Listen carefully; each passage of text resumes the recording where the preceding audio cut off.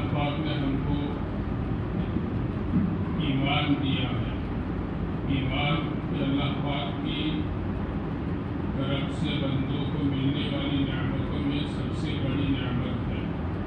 ہم اس کو سنتے ہیں لیکن اس کو نعمت ہم اعتقاد کریں, اس کا عقیدہ ہمارے دل میں ہونا چاہیے اور اس کو ہم سمجھے اللہ کا شکر ادا کریں. اس کے ساتھ ساتھ اللہ پاک نے نیک اعمال کرنے کی توفیق ہم کو عطا فرمائی. نماز, روزہ, زکوٰۃ, حج, عمرہ, یہ بھی اللہ تعالیٰ کی بہت بڑی نعمت ہے. اس پر بھی اللہ تعالیٰ کا شکر ادا کرنا چاہیے. قرآن میں اللہ تعالیٰ نے فرمایا رب اوزعنی ان اشکر نعمتک التي انعمت علی وعلی والدی وان اعمل صالحا. نیک اعمال کی توفیق ملنا اللہ کی طرف سے یہ بہت بڑی نعمت ہے. اس پر اللہ کا شکر ادا کرنا چاہیے. اللہ پاک نے دعوت و تبلیغ کا کام اور اس کے ساتھ ہم کو جڑنے کی توفیق عطا فرمائی. یہ بھی اللہ تعالیٰ کی بہت بڑی نعمت ہے. جتنا بھی ہم اس کے ساتھ جڑ رہے ہیں اس پر اللہ کا شکر ادا کریں. ایمان کے ساتھ اللہ پاک نے جو اعمال دیے ہیں ان اعمال کو صحیح طریقے سے ہم بجا لائیں گے تو اس کا مکمل فائدہ حاصل ہوگا. ڈاکٹر دوائی دیتا ہے اور وہ کہتا ہے کہ اس کو سادے پانی کے ساتھ کھانا ہے, اس گولی کو, اس ٹیبلیٹ کو, اس کو نیم گرم پانی کے ساتھ پینا ہے, اس کو زیادہ گرم پانی کے ساتھ پینا ہے. تو اگر اس کے مطابق اگر مریض عمل کرتا ہے تو فائدہ اس کو مکمل فائدہ حاصل ہوتا ہے. اور اگر اس پر عمل نہیں کیا, گرم پانی کے بجائے سادے پانی کے ساتھ بھی پی لیا تو ہے دوائیں تھوڑا بہت فائدہ حاصل ہو جائے گا لیکن زیادہ نہیں ہوگا. اور کبھی ایسا بھی ہوتا ہے اگر اس کے مطابق عمل نہ کیا گیا تو بجائے فائدے کے نقصان ہو جاتا ہے مریض کو, ایسا بھی ہوتا ہے. تو اسی طریقے پر اللہ پاک نے یہ جو اعمال دیے ہیں ہم کو, نماز, روزہ, تو نماز کو اگر مکمل صحیح طریقے سے پڑھا جائے گا, ہر عمل کے اندر دو چیزیں ہیں, ایک ہے اس کا ثواب اور ایک ہے اس کا مقصد. تمام کو بیان کرنے کا بھی موقع نہیں ہے, ابھی صرف روزے کو بیان کرنا ہے.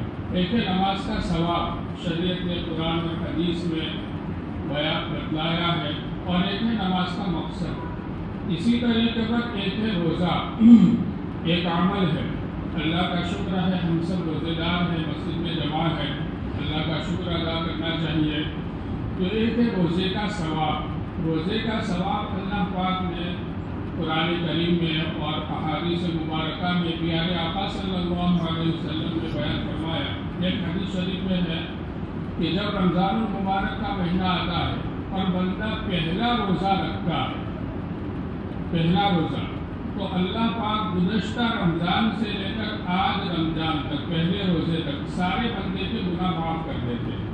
حدیث شریف میں حضرت تھانوی رحمۃ اللہ علیہ نے حدیث شریف بیان فرمائی ہے. تو اتنا بڑا ثواب ہے, یہ ثواب ہے. دوسرے حدیث شریف میں فرمایا من صام رمضان ایمانا واحتسابا غفر له ما تقدم من ذنبه, کہ جو بندہ ایمان کے حالت میں, ایمان ہونا تو شرط ہے, واحتسابا ثواب کی نیت کے ساتھ ہم روزہ رکھتے ہیں لیکن ثواب کی نیت کے ساتھ رکھتے ہیں, وہ جو سمجھ کر کے رمضان کا مہینہ آیا ہے روزہ رکھنا پڑے گا, تکلیف ہوگی, نہیں, سب کچھ ہوگا. جان بھی چلی جائے تو چلی جائے لیکن روزہ نہیں جائے گا, جان چلی جائے. شریعت کے احکام پر عمل کرنے میں اگر موت بھی آ جائے, جان بھی چلی جائے تو آدمی کو اس کی پرواہ نہیں ہونی چاہیے, لیکن شریعت کا حکم نہیں ٹوٹنا چاہیے. تو روزہ احتساباً ثواب کی نیت کے ساتھ کہ اللہ پاک اس پر ثواب دیں گے. تو اللہ کے نبی علیہ السلام نے فرمایا کہ گزشتہ جتنے گناہ اس سے صادر ہوئے ہیں وہ سارے گناہ اللہ پاک معاف کر دیتے ہیں. اللہ کی بخشش اللہ تعالیٰ معاف کر دیتے ہیں. اور بھی بہت سارے اس کے اوپر اجر و ثواب ہیں۔ اور ایک ہے روزے کا مقصد، جو اس آیت کریمہ میں اللہ تعالیٰ نے بیان فرمایا، یا ایھا الذین آمنوا کتب علیکم الصیام کما کتب علی الذین من قبلکم لعلکم تتقون۔ اللہ پاک نے اس میں ترغیب کا انداز اپنایا ہے، روزہ رکھنا مشکل ہے، تو فرمایا اللہ پاک نے کہ صرف ایک حکم، کوئی مشکل کام ہوتا ہے تو باپ ہوتا ہے اپنے بیٹوں سے، سیٹ ہوتا ہے تو اپنے نوکروں سے کہ میں یہ کام دوسروں سے بھی کروایا ہے، اس لیے تم بھی کرو، دوسروں سے بھی یہ کروایا ہے۔ تو اللہ تعالیٰ فرماتے ہیں کہ پہلی جتنی امتیں آئی ہیں ان تمام کے اوپر روزہ فرض کیا گیا تھا، انہوں نے روزہ رکھا، تم بھی روزہ رکھو۔ امت مسلمہ کو کہا جا رہا ہے تم بھی روزہ رکھو، تو کیا ملے گا اس کے اوپر؟ لعلکم تتقون، تقویٰ حاصل ہوگا روزہ رکھنے کی وجہ سے۔ اب تقویٰ کیا چیز ہے؟ تقویٰ یہ ہے کہ روزہ رکھنے کی وجہ سے بندے کے دل میں اللہ کا اتنا ڈر اور خوف پیدا ہو جائے کہ اللہ تعالیٰ کے احکام کے مطابق زندگی گزارے، اللہ کے احکام، پیارے آقا صلی اللہ علیہ وسلم کے طریقے کے مطابق زندگی گزارے اور گناہوں کو چھوڑ دے، یہ ہے تقویٰ۔ اعمال صالحہ کو بجا لائے اور گناہوں کو چھوڑ دے، یہ ہے تقویٰ۔ تو یہ تقویٰ یہ روزے کا مقصد ہے۔ اگر یہ تقویٰ ہم کو حاصل ہوا پورے مہینے روزے رکھنے کے بعد تو روزے کا مقصد ہم کو حاصل ہوا، اور اگر تقویٰ حاصل نہیں ہوا تو خیر ثواب مل جائے گا، لیکن روزے کا جو مقصد بیان کیا گیا وہ مقصد حاصل نہیں ہوگا۔ اب یہ تقویٰ کیسے حاصل ہوگا؟ یہ تقویٰ حاصل ہوگا دو قسم کے کام کرنے سے، دو طرح کے کام ہم کو کرنے پڑیں گے، اور وہ کام ہم کرتے ہیں، کوئی نئی چیز نہیں ہے۔ دو قسم کے کام کیا ہے؟ کچھ کام تو کرنے کے ہیں اور کچھ کام نہ کرنے کے ہیں۔ نہ کرنے کے ہیں اس میں تو کچھ کرنا نہیں ہے، کچھ کام کرنے کے ہیں۔ وہ کام کیا کرنے کے ہیں؟ اگر ہم ان کو شوق کے ساتھ اچھی طریقے سے ہم کریں گے تو دل میں ایک نور پیدا ہوگا، ایک روشنی پیدا ہوگی، روشنی پیدا ہوگی۔ وہ کام کیا ہے؟ ایک تو روزہ رکھنا، روزہ ہم رکھتے ہیں، لیکن جو حدیث شریف میں فرمایا گیا کہ احتساباً، ثواب کی نیت کے ساتھ، یعنی شوق کے ساتھ ہم روزہ رکھتے ہیں۔ حدیث شریف میں ہے کہ اگر ایمان والوں کو روزے کے ثواب کا پتہ چل جائے تو یہ تمنا کرنے لگے کہ سال بھر روزے رہے، حدیث شریف میں ہے۔ تو یہ ثواب کی نیت اور یہ ثواب کا شوق، تو اس شوق کے ساتھ ہم روزہ رکھیں۔ ایک کام تو یہ کرنا ہے۔ دوسرا کام، ومن قام رمضان ایمانا واحتسابا غفر له ما تقدم من صام رمضان ومن قام رمضان۔ رات میں اللہ پاک نے اور اللہ کے نبی علیہ السلام نے تراویح پڑھنے کا ہم کو حکم دیا ہے، تو تراویح کی نماز ہم شوق کے ساتھ پڑھیں۔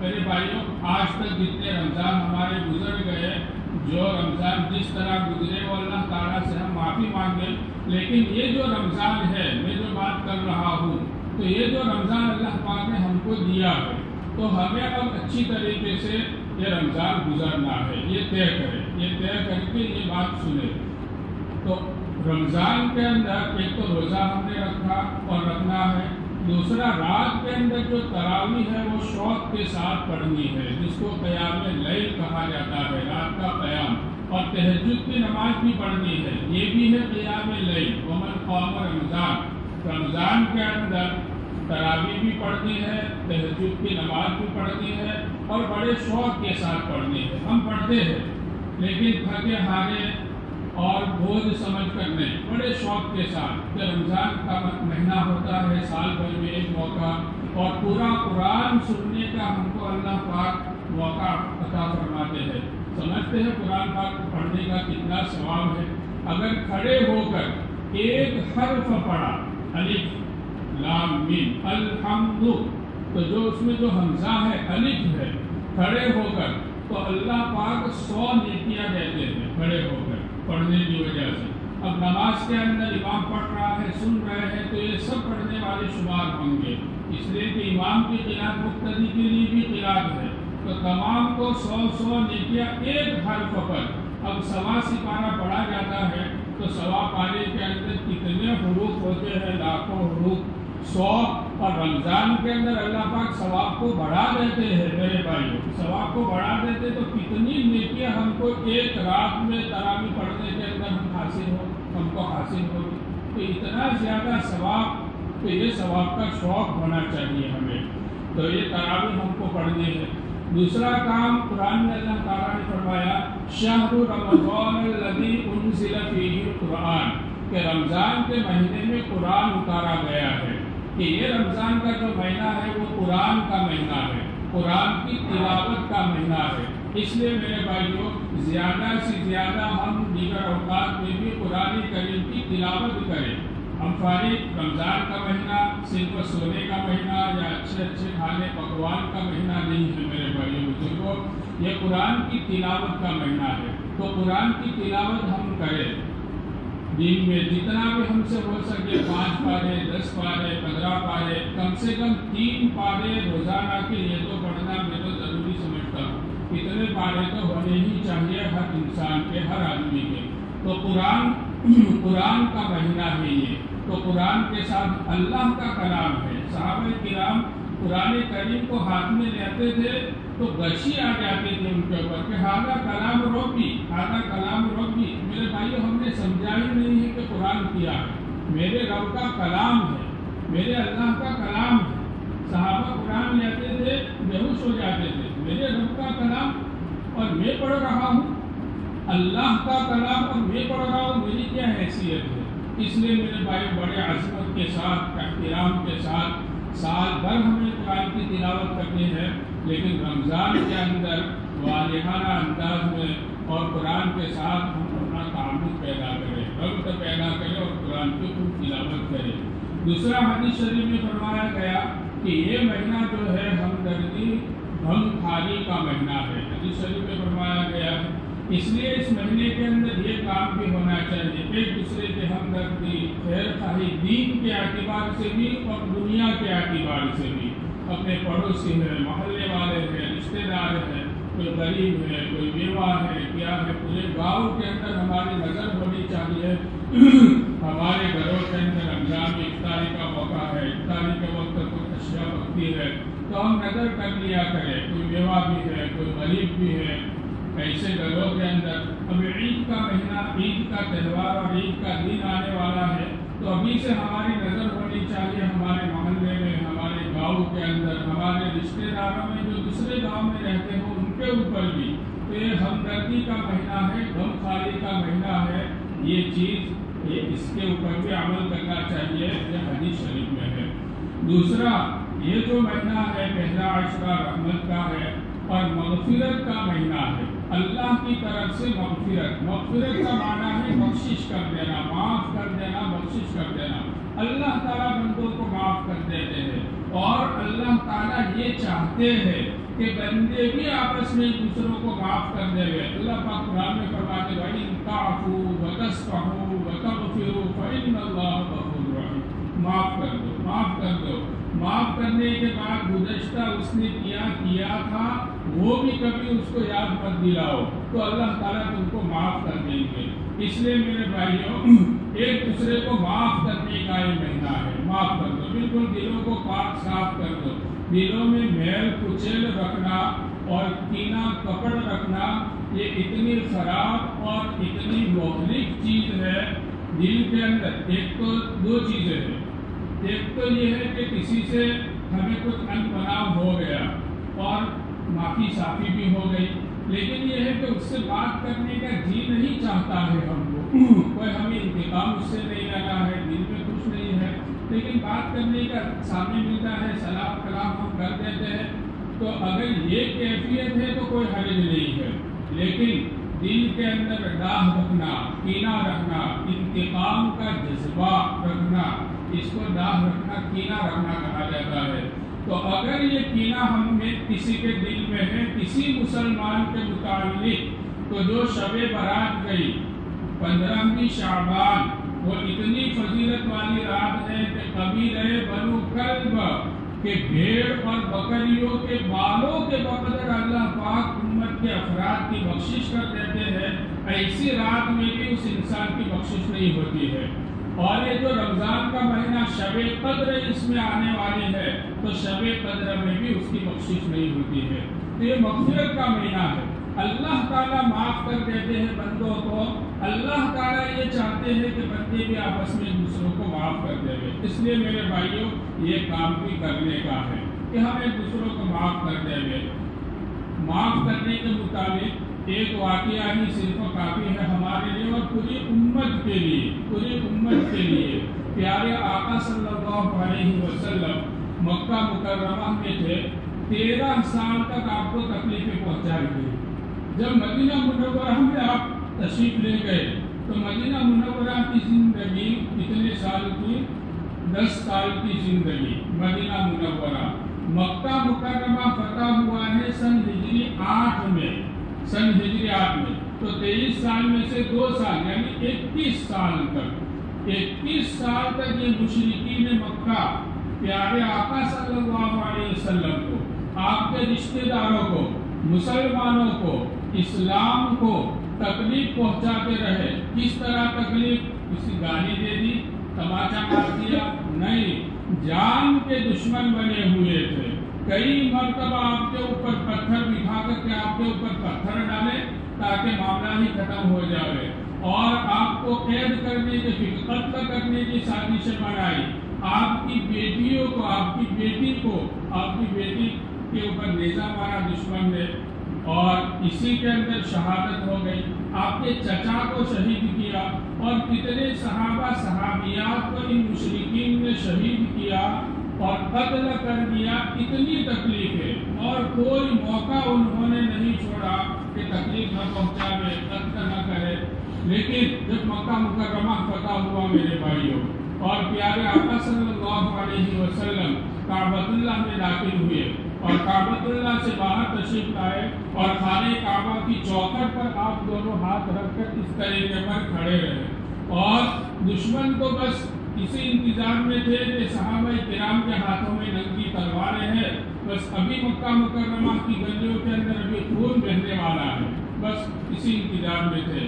آپ نے فرمایا کہ اے مکہ والو، اے قریش، یا اہل مکہ، یا اہل قریش، کہ تم میرے بارے میں کیا گمان کرتے ہو؟ تو ان مکہ والوں نے کہا، ان قریش نے کہا کہ ہم آپ کو اخن قریب وابن اخن قریب، ہم آپ کو شریف بھائی سمجھتے ہیں، اور بڑے جو لوگ تھے انہوں نے کہا ہم آپ کو شریف بھتیجا سمجھتے ہیں۔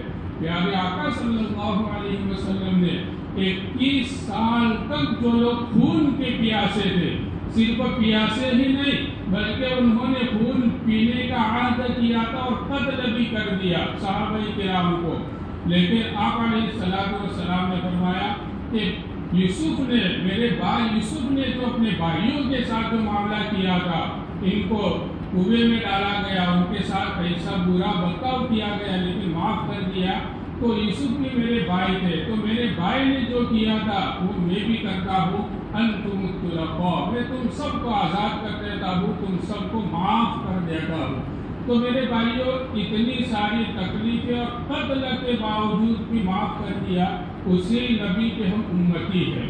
اللہ تعالیٰ بھی چاہتے ہیں کہ اللہ تعالیٰ بھی معاف کرنا چاہتے ہیں بندوں کو، اللہ تعالیٰ چاہتے ہیں کہ بندے آپس میں ایک دوسرے کو معاف کر دیں، اور ہمارے پیارے آقا صلی اللہ علیہ وسلم بھی چاہتے ہیں کہ ایک دوسرے کو معاف کر دیں۔ آپ نے فرمایا لا تباغضوا ولا تحاسدوا ولا تدابروا وكونوا عباد الله اخوانا، حسد مت کرو آپس میں، ایک دوسرے سے دشمنی مت رکھو، بغض کینہ مت رکھو، اللہ کے بندوں بھائی بھائی بن کر رہو، بھائی بھائی بن کر رہو۔ تو ایک کام تو ہمیں یہ کرنا ہے کہ ہم ایک دوسرے کو معاف کرتے ہوئے پیار محبت کے ساتھ، ہمدردی کا مہینہ ہے، غم خاری کا مہینہ ہے یہ، تو یہ لعلکم تتقون، یہ رمضان المبارک کے سبق ہے، یہ سارے سبق ہمیں حاصل کرنے ہیں۔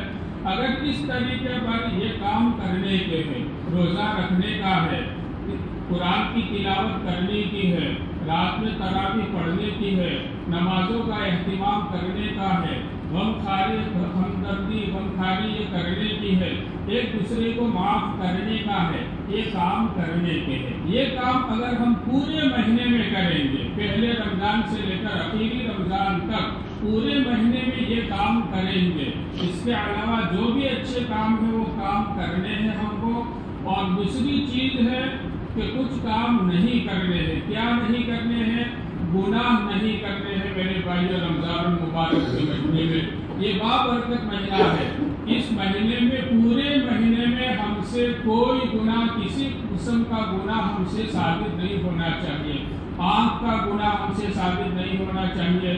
ہم اس کا اہتمام کریں، اگر پورے مہینے ہم اس کا اہتمام کریں گے تو تقویٰ پیدا ہوگا۔ لعلکم تتقون جو روزے کا مقصد ہے، ایک دل کے اندر ایک نورانیت، ایک کیفیت، ایک صلاحیت پیدا ہوگی۔ آج میرے بھائیو رمضان المبارک کا مہینہ آتا ہے چلا جاتا ہے، آتا ہے چلا جاتا ہے، تو اس کا مقصد یہ حاصل نہیں ہوتا کہ جس کی وجہ سے، جس پاور کی وجہ سے ہم 11 مہینے اس پاور کے ساتھ چلتے رہے، وہ پاور یہ حاصل نہیں ہوتا ہے۔ تو وہ پاور ہمیں حاصل کرنا ہے، وہ تقویٰ اور وہ صلاحیت حاصل کرنی ہے کہ اس صلاحیت کے ذریعے سے 11 مہینے ہم اللہ کی اطاعت میں اور گناہوں سے بچنے کے ساتھ گزارے۔ تو اس مہینے میں ہمیں گناہوں سے بچنا ہے۔ آنکھ کا کوئی گناہ نہیں ہونا چاہیے، ظاہر میں موبائل کے ذریعے سے بد نظری کا کوئی گناہ نہیں ہونا چاہیے۔ آنکھوں سے ہم جو دیکھیں گے اچھا دیکھیں گے، کوئی برا نہیں دیکھیں گے۔ پورے مہینے میں مشق کریں، پورے مہینے میں مشق کریں، چاہے طبیعت کیسی ہی چاہے۔ کانوں سے کوئی گناہ کی بات نہیں سنیں گے، کوئی غیبت، کوئی برائی، کوئی دوسری گالی گلوچ، کوئی چیز نہیں سنیں گے۔ پورے مہینے اس کا اہتمام کریں، مشق کریں۔ زبان سے کوئی گناہ کا کام نہیں کریں گے، جھوٹ نہیں بولیں گے، غیبت نہیں کریں گے، برائی نہیں کریں گے، غصہ نہیں کریں گے خواہ کے لیے، کوئی غلط کام زبان سے ہم نہیں کریں گے، ہاتھ سے، پیر سے، دل و دماغ سے ہم کوئی گناہ نہیں کریں گے، اچھا سوچیں گے دل و دماغ سے، کسی کے متعلق، کسی چیز کے متعلق، کسی انسان کے متعلق کوئی غلط سوچ ہماری نہیں ہوگی پورے رمضان کے مہینے میں۔ بالکل پاکیزہ، آنکھیں پاکیزہ، کان پاکیزہ، زبان پاکیزہ، دل و دماغ پاکیزہ اور پیٹ پاکیزہ۔ پیٹ کے اندر جو چیز جائے گی حلالا طیبا، یا ایھا الذین آمنوا کلوا من طیبات ما رزقناکم، یا ایھا الرسول کلوا من الطیبات واعملوا صالحا۔ حلال پاکیزہ میرے بھائی، اس میں دو چیزیں ہیں، اس میں بھی خیال رکھنے کی ضرورت ہے، چاہے رمضان ہو چاہے غیر رمضان ہو۔ چیز حلال جو ہم کھا رہے ہیں، پی رہے ہیں، وہ حلال بھی ہونی چاہیے اور پاک بھی ہونی چاہیے۔ حلالن طیبہ قرآن کہہ رہا ہے، حلال بھی ہونی چاہیے اور پاک بھی ہونی چاہیے۔ ناجائز طریقے سے، چوری کے طریقے سے، خیانت کے طریقے سے، معاملات میں گڑبڑ کے طریقے سے، شک و شبہ کے طریقے سے، یہ تو حرام ہوا۔ اور پاکیزہ ہونا چاہیے۔ آج بازار کی بہت ساری چیزیں چاہے ہم پیسہ دے کر خرید رہے ہیں، 50 روپے، 100 روپے، 200 روپے دے کر، لیکن اس کا بنانے والا جب تک ہم نے دیکھا نہیں ہے اپنی آنکھوں سے، تو کوئی دنیا کے کوئی مفتی صاحب اس کے حرام ہونے کا، ناجائز ہونے کا فتویٰ نہیں دیں گے۔ لیکن میرے بھائیوں، ہمیں بھی اللہ پاک نے عقل سلیم دی ہے، عقل دی ہے، اللہ پاک نے آنکھیں دی ہے، ہم دیکھ سکتے ہیں، سوچ سکتے ہیں کہ یہ چیز کون بنا رہا ہے اور کون اور کہاں بن رہی ہے، یہ ماحول، یہ دکان کیا ہے، یہ ہے۔ تو یہ بھی دل ہمارا کہہ رہا ہے کہ یہ چیز کھانے کے لائق نہیں ہے میرے بھائی، پاکیزہ چیز نہیں ہے، اس کو طیب نہیں کہا جائے گا، چاہے اس کو حلال کہا جائے گا۔ تو خاص کر کے رمضان کے مہینے میں افطاری کے موقع پر حلال اور پاکیزہ چیز کھانی چاہیے۔ پورے مہینے میں اس کا اہتمام کرنا چاہیے۔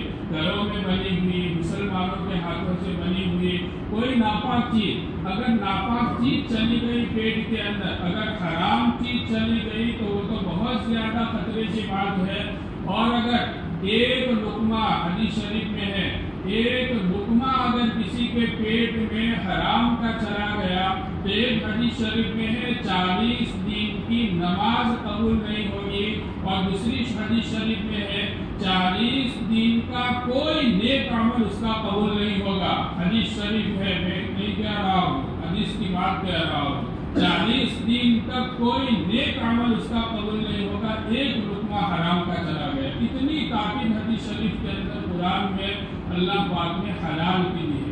اس لیے ہم اپنے کاروبار کو، دنگا ملازمت، ساری چیزوں کو ہم دیکھیں، کوئی حرام شک شبہ والی چیز اس میں نہیں ہونی چاہیے اور پاک چیز ہونی چاہیے۔ تو پورا مہینہ ہم حلال اور پاکیزہ کھانے کا اہتمام کریں۔ کوئی حرام اور ناپاک چیز ہمارے تو یہ پیٹ کا گناہ ہوگا، تو آنکھوں کا، پیٹ کا کوئی گناہ، ہاتھ پیر کا کسی قسم کا کوئی گناہ ہم سے سرزد نہیں ہونا چاہیے۔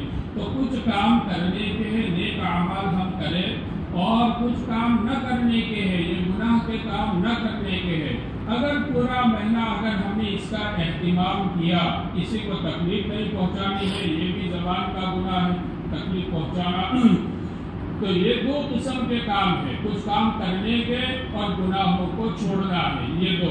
پورے مہینے اگر ہم اس کا اہتمام کریں گے، آج تک ہم نے اہتمام نہیں کیا، میں نے نہیں کیا، کسی نے کیا ہوگا، بہت آپ لوگوں نے کیا ہوگا، لیکن میں نے تو کوئی اہتمام نہیں کیا۔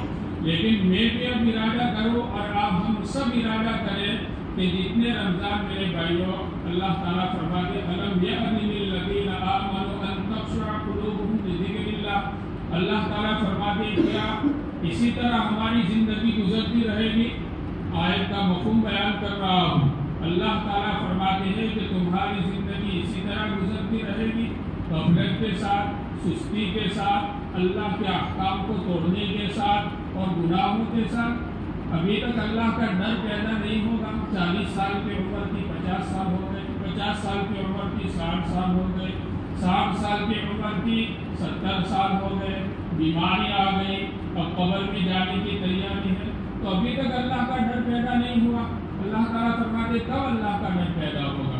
اس لیے میرے بھائیوں بہت ہو گیا، بہت ہو گیا، بہت ہو گیا، اب اللہ کے پاس آ جائے، اللہ کی طرف رجوع کر لے گئے اور پکا ارادہ کر لے گئے کہ اب اللہ کے احکام کے مطابق اور گناہوں سے بچنے کے ساتھ یہ پورا رمضان ہم گزاریں گے انشاءاللہ۔ کوئی آواز نہیں آتی ہے؟ پورا رمضان اہتمام کریں، کچھ چپ ہو جائے فوراً توبہ استغفار کریں۔ پورا رمضان اگر ہمارا اس طریقے پر گزرے گا، ایک صلاحیت دل میں پیدا ہوگی، قلب سلیم جس کو کہا جاتا ہے، ایک نور پیدا ہوگا، اور یہ نور انشاءاللہ 11 مہینوں تک ہمیں چلاتا رہے گا۔ تو اس کا اہتمام کریں، اللہ تعالیٰ عمل کرنے کی کوشش کریں۔